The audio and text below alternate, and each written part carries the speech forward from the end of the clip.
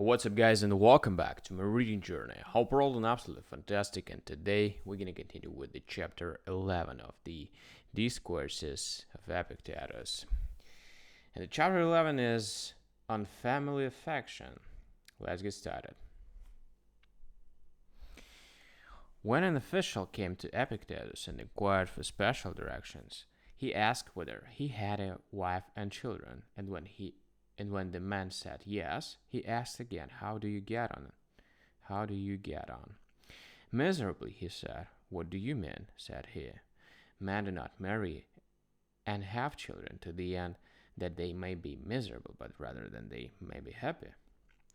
"Ah," said he, "but I'm so miserable about my poor children that lately, when my daughter was ill, and I was thought to be in danger, I could not bear to be near her, but fled away from her until someone brought me news that she was well."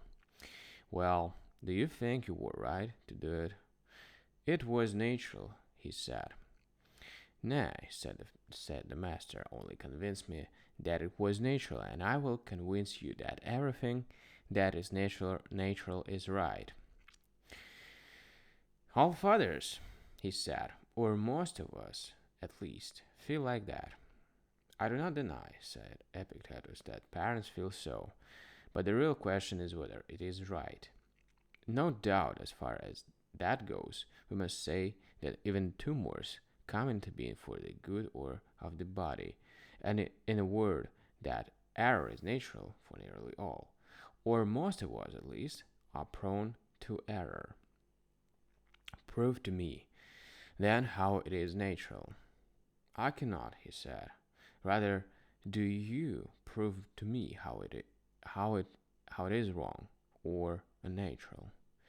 He answered, "Suppose we were discussing black and white, what test should we call in to distinguish between them?" "Decide," he said. "What if we were discussing things or hot or cold, hard or soft? What test should we use? Touch." "Well then, as we are discussing what is natural and right, and the opposite, what test would you have us take?" "I do not know," said he. "Look here, it is no great loss, perhaps, not to know the proper test for colors and smells, nay, the flavors too. But do you think it is a small loss to man not to know what is good and what is evil, what is natural and what is unnatural?" "No, the greatest possible loss."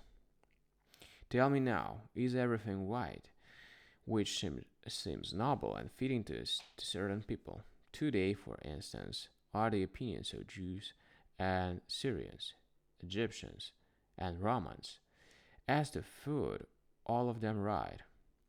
"How can they be?" "No, I suppose if the Egyptians' views are right, the other nations must of necessity be wrong. Must of necessity be wrong. If the Jews' opinions are good, other people's must be bad, of course. And when there is ignorance, there is also want of insight and indication as to necessary things. Yes. When once you have realized this, then, said Epictetus, you will make this your one interest in the future, and to this alone devote your mind, to discover the means of judging what is natural, and to use your criterion to distinguish each particular case as it arises.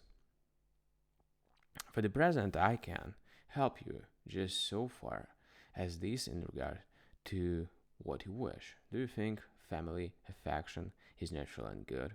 Of course. Again, is it true that affection is natural and good, and reason not good? Certainly not. Is there a conflict between reason and affection? I think not. If there were a conflict, then, as one of the two is natural, the other must needs be unnatural. Certainly, he said.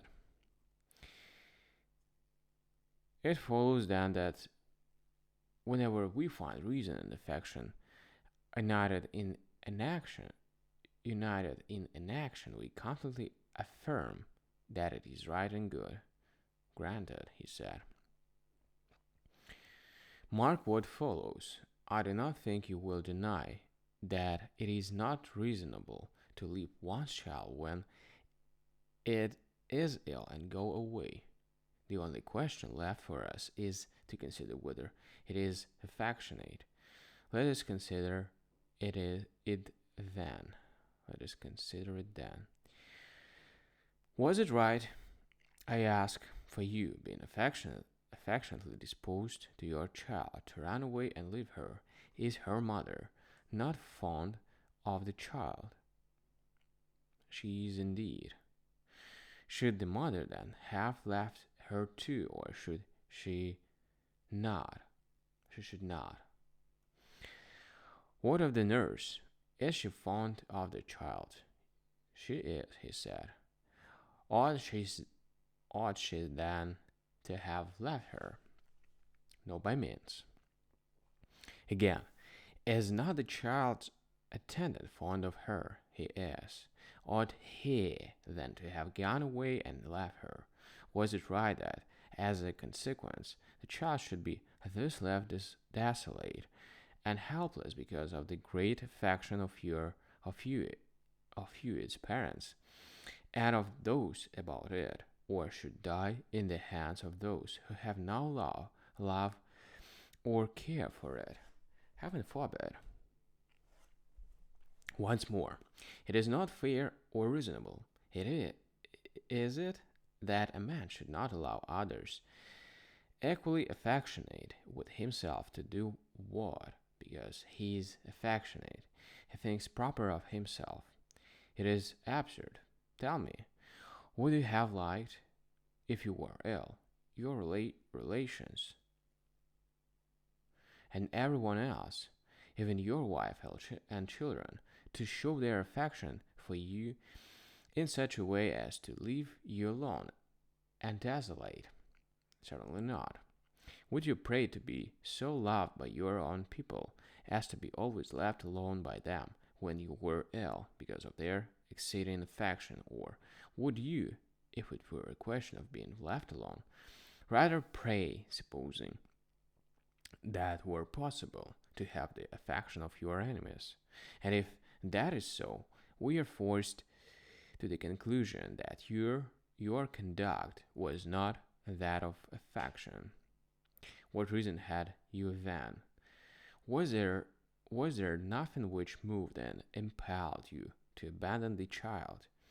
How is that possible? It must have been the same sort of motive which once made a man in Rome cover his eyes when the horse he had backed was running, and then again when the horse unexpectedly won made him faint, so that he needed sponges to recover him. What is the motive? What is the motive? This, perhaps, is not the moment to define it, but it is enough that we should be convinced of this. If what philosophers say is sound, that we must not look for it somewhere outside us, but that it is always one and the same motive, which causes us to do or not to do a thing, to speak or not to speak, to be elated or depressed, to fly or to pursue, the very motive which has moved you and me at this moment, you to come and sit and listen to me, and me to say what I do. What is the motive? Surely it is nothing but this, that we are so minded, nothing else. And if things had looked different to us, we should still have done what we were minded to do or nothing else. So when Achilles mourned, his reason was not the death of Patroclus, For another man, when his comrade dies, is not thus affected, but that he was so minded. So in your case, you run away just because you were so minded. And again, if you stay, it will be because you're so minded. And now you return to Rome because you have a mind to do so. And if your mind changes, you will not depart thither. And in a word, it is not death, nor exile, nor pain, nor any such thing, which is the cause of our affection, of our action and inaction, but thoughts and judgments of the mind. Are you convinced of this or not? I am, he said. Then, on each occasion, the effects of an action correspond to the causes. So henceforward, whenever we do a thing wrong, we shall blame nothing else but the judgment which led us to do it, and we shall try to remove an extirpate